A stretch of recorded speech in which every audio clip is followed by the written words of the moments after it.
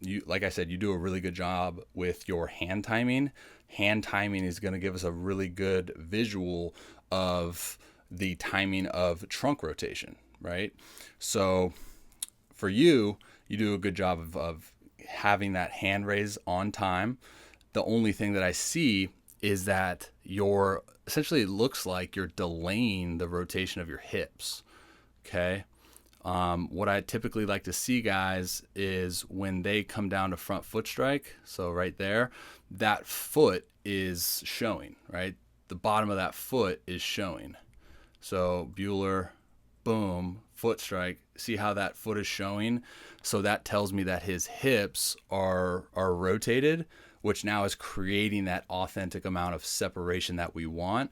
And why, the reason why I say authentic is because nothing's forced, right? It's just the timing of, okay, we descend from our leg lift, boom, the hips are now starting to rotate, boom, front foot strike, the hips rotate.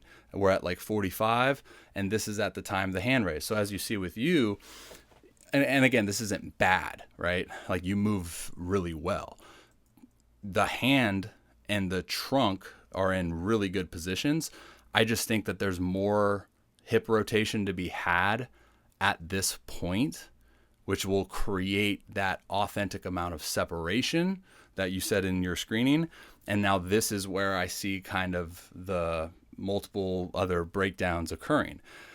The reason why I think it's right here is because the hips haven't, and again, now that I'm looking at it, I can't really tell, like, just because the shirt's so long. Who wears navy on navy, bruh? Come on. But so the hips were delayed into their rotation. Okay, so now when you land, right, so now you're back onto contact with the ground. The sequencing timing is off.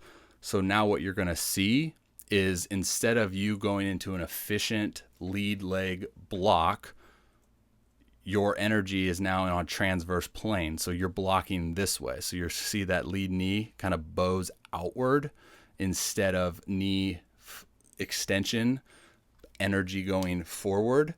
And then this is where your trail leg kind of goes into that hip flexion, as you mentioned, right? So again, front foot strike, the little shift.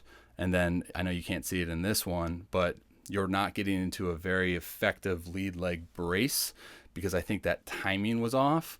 So you're not sequencing the body into an efficient position to be able to handle that stability. So then that knee bows out, you don't get into knee extension, your trail leg comes up into a pretty aggressive hip flexion, your trunk is behind the lead knee, you're not maximizing late launch, shoulder extension. But it's simple.